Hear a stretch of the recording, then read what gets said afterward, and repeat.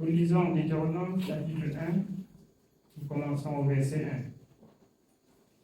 Voici les paroles que Moïse adressa à tout Israël de l'autre côté du Jourdain, dans le désert, dans la plaine, vis-à-vis des Suf, entre Paran, Tophel, Laban, Hatzéroth et Dizahar. Il y a 11 journées depuis Horeb par le chemin de la montagne Késéri jusqu'à Kadesh Barnéa.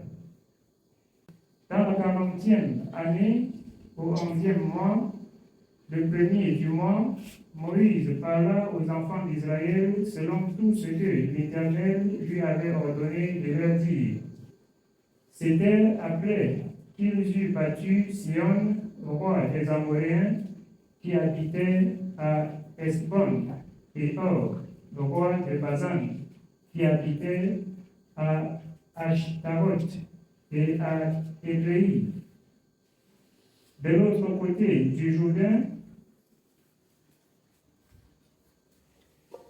dans le pays de Moab, Moïse commença à expliquer cette loi et dit: L'Éternel, notre Dieu, nous a parlé à Horeb en disant: Vous avez assez demeuré dans cette montagne.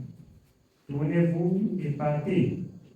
Allez à la montagne des Amoréens et dans tout le voisinage, dans la plaine, sur la montagne, dans la vallée, dans le midi, sur la côte de la mer, au pays des Cananéens et au Liban, jusqu'au grand fleuve, au fleuve d'Euphrate. Amen. On continue et allez. Alors, la parole de l'Éternel pour Israël, par Moïse. Je voudrais seulement que nous retenions ceci. Le peuple marche, ils écoutent la voix de Dieu avant de continuer. Là-haut, Dieu t'envoie où il te met. Comme c'est indiqué dans le livre d'Isaïe, ne partez pas avec précipitation. L'Éternel Dieu va marcher devant vous. Ici, il dit à Israël: vous avez longtemps, vous avez passé beaucoup de temps ici. Maintenant, je vous recommande de passer de tel côté. Dieu avait fait une promesse à Israël. La promesse de Dieu à Israël, c'était de le conduire sur un endroit sûr, sur un endroit où il devrait manger et il devrait vivre tranquillement. Je viens ce soir pour nous dire les promesses de Dieu pour nous. C'est pour nous conduire où il y a la sûreté, la protection, la vie et le repos éternel. Si vous lisez cette parole, il y a la loi dans cette parole. Mais la révélation, quand vous entrez dans la révélation de cette parole, elle finit de la même manière. Un endroit où c'est Dieu qui te conduit. C'est Dieu qui va veiller sur toi. Bien aimé, c'est quelque chose de... Je ne sais comment expliquer. Alors, les enfants de Dieu, tout simplement, devraient écouter Dieu pour agir sur la parole de Dieu. Jusqu'aujourd'hui, on croit et on fait notre volonté, on échoue. On échoue sur la terre, on échoue pour la vie éternelle. C'est pas pour cela que Dieu nous a appelés. Dieu ne nous a pas appelés pour échouer. Il nous a appelés pour réussir. Les autres disent, même comme c'est écrit, que vous serrez la tête et non la queue dans le livre de Deutéronome. Alors, c'est une vérité. Quand on a cru au Seigneur, on doit être la prémisse. Quand tu as cru en ton temps, tu es la première personne de goûter le bien. Ceux qui n'ont pas cru n'ont pas goûté au bien. Tu es la première personne de goûter au bien. Et tu ne peux plus retourner à ce qui est mal. Désormais, tu deviens la tête du bonheur, du repos. Tu deviens la tête du bonheur et du repos. Tu peux enseigner désormais le repos aux autres. Tu peux enseigner le bonheur aux autres. Mais si on n'arrive pas encore à enseigner le bonheur et le repos aux autres, c'est que nous-mêmes, nous n'avons pas encore trouvé le repos. Ça nécessite de travailler encore nos vies. Je vous exhorte bien aimés. La sanctification, c'est quelque chose de très pertinent. Lorsque j'ai exhorté même au bord des eaux et exhorté même notre bien-aimé qui vient de croire et qui a longuement écouté la parole. On a cru, c'est bien. On a pris l'engagement, c'est bien. On a reçu l'esprit, c'est bien. Mais c'est le début du travail. C'est le début du travail. Si vous recevez tout cela, le baptême, le Saint-Esprit, vous allez dormir. Vous allez dormir jusqu'à vous réveiller certainement là où vous étiez quitté.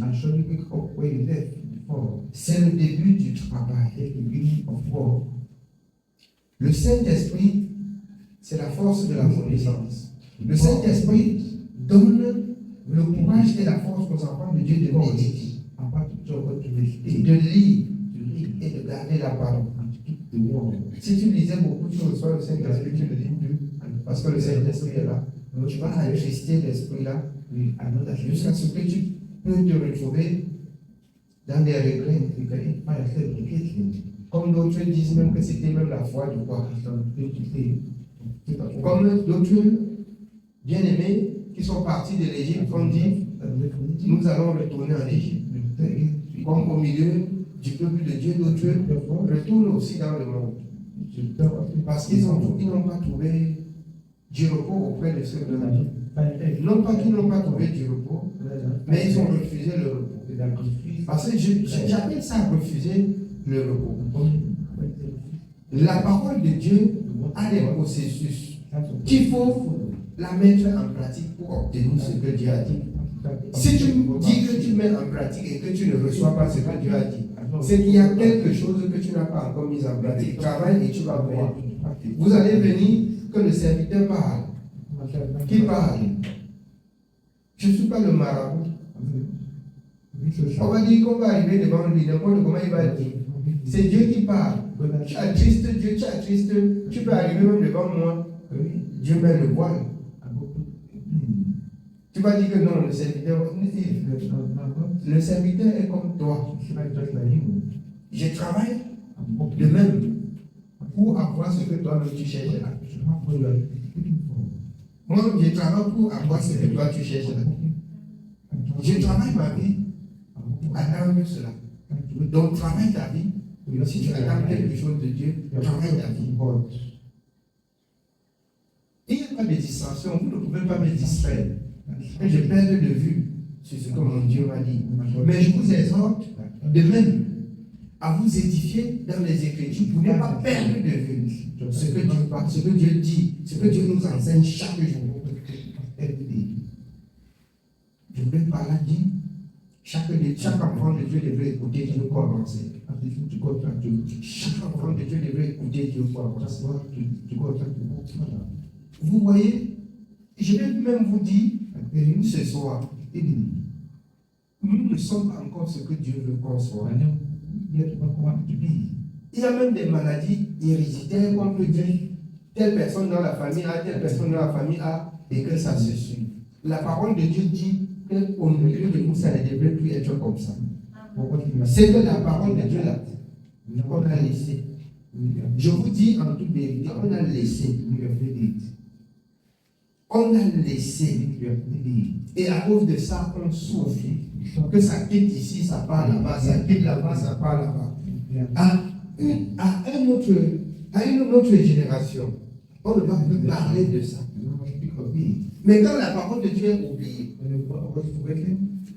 faites très attention. Ça peut venir de d'où? Comme Dieu dit. Je nous exhorte. Travaillons nos vies. Travaillons nos vies. voyons nos vies. Personnellement, je regarde, je médite, je lis tous les temps. Quand je vais dire travaillons nos vies, vous allez penser que je parle parce que j'ai déjà travaillé pour la mienne. Mais je veille pour que Dieu m'accorde la grâce de faire ce que je n'ai pas encore fait. Je n'ai pas encore vraiment compris. Mais tous les jours de la vie, je cherche à comprendre. Et chaque enfant de Dieu devrait chercher à comprendre. Chaque jour de la vie, chercher à comprendre. Il y a des choses qui arrivent comme ça. Bien aimé, je regarde, je dis, vous pouvez vous réjouir que nous connaissons Dieu, nous ne le connaissons pas encore. On ne le connaît pas encore. On ne le connaît pas encore.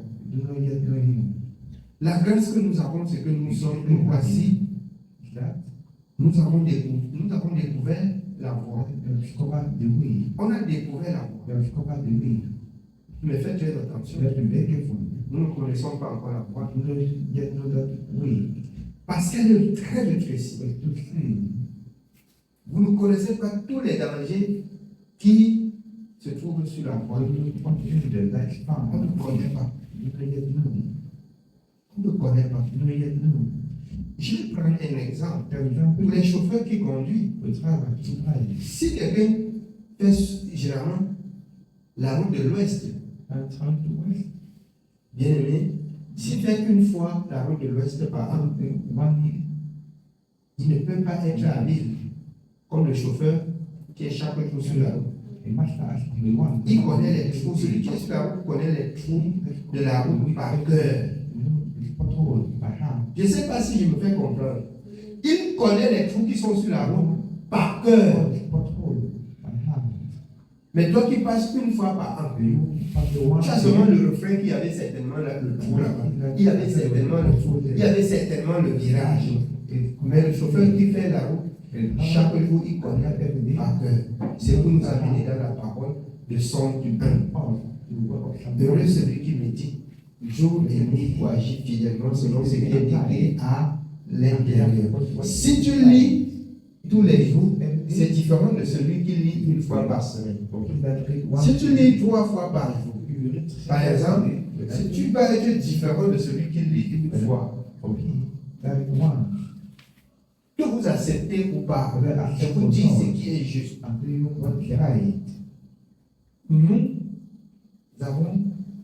Nous avons vu le chemin, mais nous ne connaissons pas encore bien le chemin. Et pour connaître le chemin par cœur, comme un chauffeur, il est là, que la nuit il est sur la route de l'Ouest, le jour il est sur la route de l'Ouest. Mais c'est devenu son habitude. C'est une route qu'il maîtrise par cœur. Et regardez, le jour qu'il dort, il tombe au champ. Même comme il connaît par cœur, le jour qu'il dort, il tombe au champ. Et la catastrophe est grave. Amen. C'est pourquoi l'apôtre Paul, 1 Corinthiens 16 et 13, je dis veillez. Je dis veillez. Nous, enfants de Dieu, connaissons notre Créateur, connaissons notre Dieu. Nous avons beaucoup de problèmes. Bon, certainement, d'autres au milieu de nous voient qu'ils sont déjà bien. C'est que vous êtes bien. Je ne suis pas encore bien là-dessus. Je trouve que j'ai encore beaucoup de difficultés. Et mon cœur là relève un défi pour relever mes difficultés avec Dieu. Tous les jours que Dieu a créé. Tous les jours que Dieu a créé. Amen. On continue. Nous continuons au verset 8. Voyez, j'ai mis le pays devant vous. Allez et prenez possession du pays que l'Éternel a juré à vos pères Abraham, Isaac et Jacob, de donner à eux et à leur postérité après eux. Dans ce temps-là, je vous dis, je ne puis pas à moi seul vous porter. L'Éternel, votre Dieu, vous a multiplié et vous êtes aujourd'hui aussi nombreux que les étoiles du ciel. Que l'Éternel, le Dieu de vos pères, vous augmente 1000 fois autant et qu'il vous bénisse comme il vous l'a promis. Comment porterai-je à moi seul votre charge, votre fardeau et vos contestations? Les charges, les fardeaux et les contestations, comment une seule personne peut porter? Si ensemble, nous ne voyons pas, nous ne regardons pas vers ce qui est écrit. Quand les gens vont s'orienter, vous allez voir qu'on va sombrer plus. On va sombrer. Pourquoi? Parce qu'une seule personne a le désir que ça avance. Une seule personne a le désir que ça avance. Ça devrait être la pensée de tous. Chaque personne à son niveau devrait être exigeant avec cette chose. Comme Moïse indique, regardez, vous êtes parmi nous. Le temps vient où on va être nombreux. Mais il faut des personnes ferventes d'esprit, fermes avec la parole, pour que l'Éternel continue à régner sur nous par sa parole. Par sa parole. Vous voyez, je crains même, comme plusieurs fois je suis arrivé à Bandon, j'ai arraché au feu. Parce que des troubles, des ceci, des cela, pas la parole, pas la sagesse, pas l'esprit, l'Éternel nous a donné de remonter vite les pentes. Je nous exhorte. Le temps viendra où on serait comme ça par milliers. Et si nous n'avons pas travaillé ensemble comme nous écoutons pour avancer, la souffrance va être grave. Je vous dis la vérité, la souffrance va être grave. On continue. Nous continuons au verset 13. Prenez dans vos tribus des hommes sages, intelligents et connus, et je les mettrai à votre tête. Prenez dans vos tribus des hommes sages et intelligents. Ça veut dire quoi? Parmi nous, ceux qui ont de la connaissance, la sagesse. Et alors, quand le peuple se multiplie, on dit, alors, va de tel côté, va de tel côté, et la parole de Dieu se tient debout.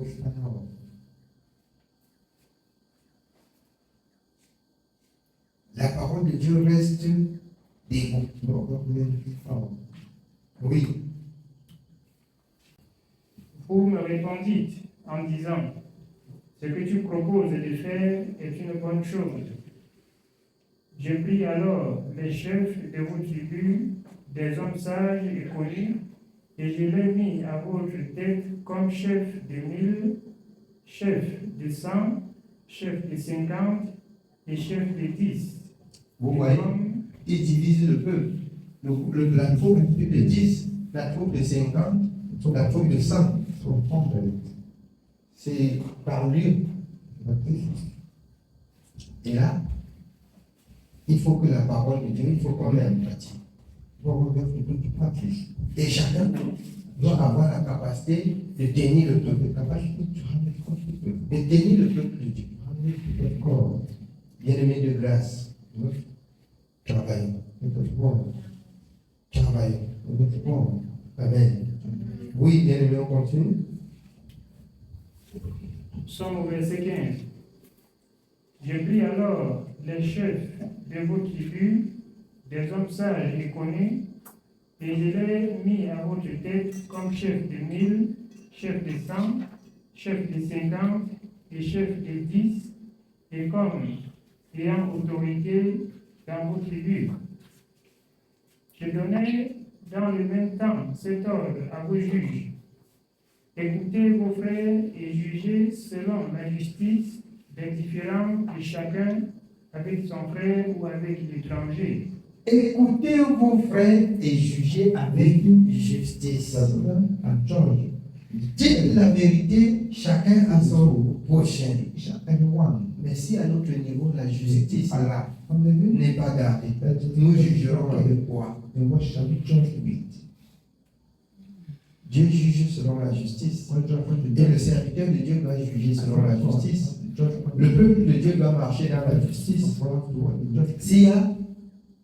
S'il y a des différends entre le peuple de Dieu, on doit prendre la parole de la justice pour juger selon la justice. En quelque sorte, nous avons besoin de la connaissance. Nous avons besoin de la connaissance. Quand la connaissance serait parfaite, on passera plutôt à autre chose et plus ce qu'on dit ce soir. Je vous dis ça parce que les petits différends même au milieu de nous, je vois avec le temps que le peuple de Dieu grandit et que le peuple de Dieu au juste va encore grandir. Mais si, comme la parole de Dieu dit, vous qui deviez avoir besoin de la nourriture solide, si on devient au lait, qu'est-ce qu'on doit enseigner à ceux qui vivent? On doit attendre le serviteur? Non. Bien aimé, travaillons. Travaillons. Dans nos échanges, je ne sais pas, Dieu m'a donné des oreilles qui sont très longues. Dans nos échanges, même dans vos conversations, je comprends que rien n'est encore comme Dieu veut. Et le plus souvent comme ça, là, ça me donne même que les mots de ventre. Je comprends ça, là, ça me ronge seulement. Je reste tranquille. Mais je vous dis en toute vérité, chaque personne devrait lutter pour être supérieur. Je nous ai exhorté avant d'éviter de parler beaucoup, d'éviter d'agir avant de réfléchir, d'éviter de se plaindre. Si quelqu'un pouvait se plaindre, qu'il se plaigne de ses propres péchés. Je pense que si nous travaillons comme ça, on va rapidement grandir. On écoute Dieu, on avance. Amen. Oui, bien. Nous continuons au verset 17. Vous n'aurez point égard à l'apparence des personnes dans vos jugements. Vous écouterez le petit comme le grand. Vous ne craindrez aucun homme, car c'est Dieu qui rend la justice. C'est Dieu qui rend la justice. Petit comme grand. Vous deviez parler selon la justice. Vous ne devez pas avoir froid. Là, c'est le grand, que c'est le petit, que c'est le riche, que c'est le pauvre. Non. La justice de Dieu ne connaît pas le riche et ne connaît pas le pauvre. Parce que Dieu lui-même est riche avec sa parole. Amen. Oui, bien. Et lorsque vous trouverez une cause trop difficile, vous la porterez devant moi pour que je l'entende. Moïse dit ainsi, si vous trouvez une cause très difficile, revenez avec la cause et j'examine moi-même. Non pas toutefois que c'est lui qui examine, mais c'est Dieu qui lui donne la sagesse d'examiner. Vous avez vu comme ça, Dieu lui demande, Dieu lui dit, demande ce que tu veux que je te donne. Vraiment, mon Père a marché devant toi avec une très bienveillante. Tu as veillé sur lui et il a dirigé ton peuple. Moi, je ne suis qu'un enfant, je n'ai pas de sagesse. En quelque sorte, chaque personne comprend ce qu'il doit demander à Dieu. La sagesse du langage. La sagesse de se conduire au milieu du peuple de Dieu sans scandaliser même pas une personne. Je vous exhorte, ne soyez pas le sujet du scandale.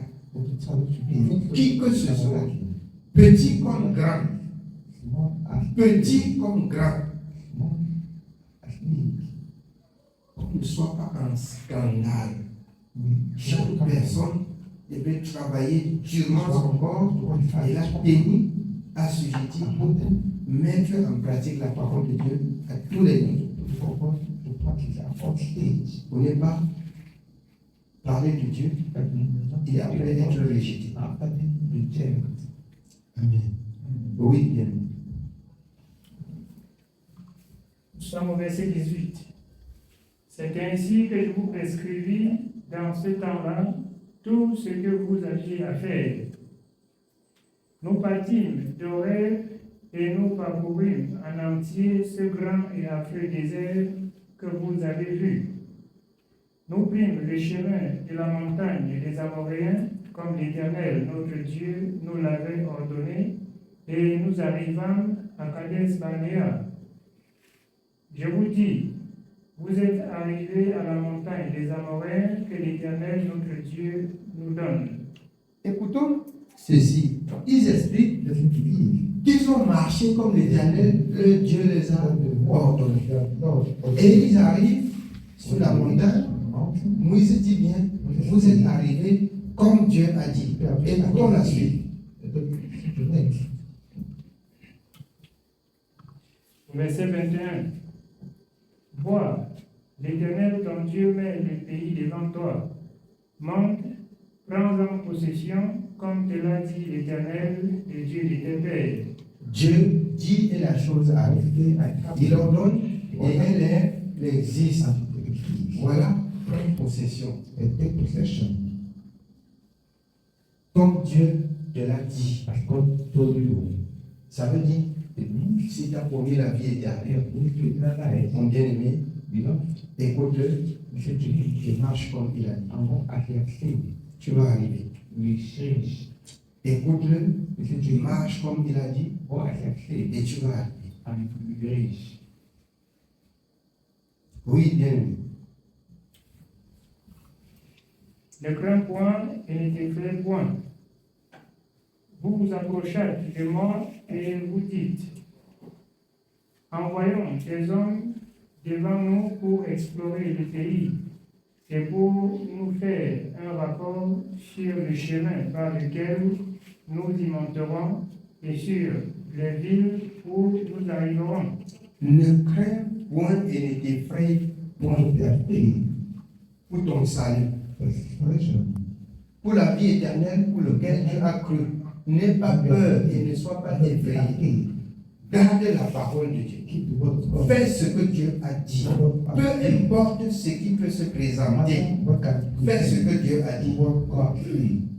Tout ce que nous recherchons, c'est arriver à cet endroit où Dieu nous a promis.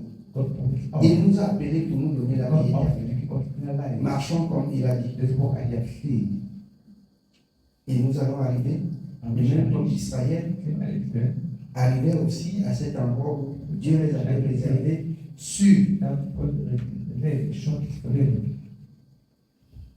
En conclusion, pour éviter la bénédiction de l'Éternel, il faut marcher selon sa parole. Or, la bénédiction de l'Éternel nous attend. La religion nous fait croire que ce sont les matériels de ce monde. C'est une vraie bénédiction. C'est la vie éternelle. C'est la vie éternelle.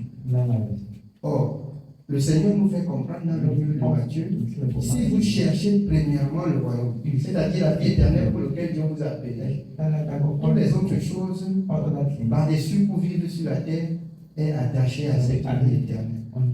On peut, Osée 4 et 6, est détruit, manque de connaissance. On laisse les côtés de suivre Dieu et on est en train de suivre ce matériel dans le monde. À qui la faute? La faute n'est pas Dieu, la faute est à nous. Parce que la convoitise, ça nous entraîne très loin.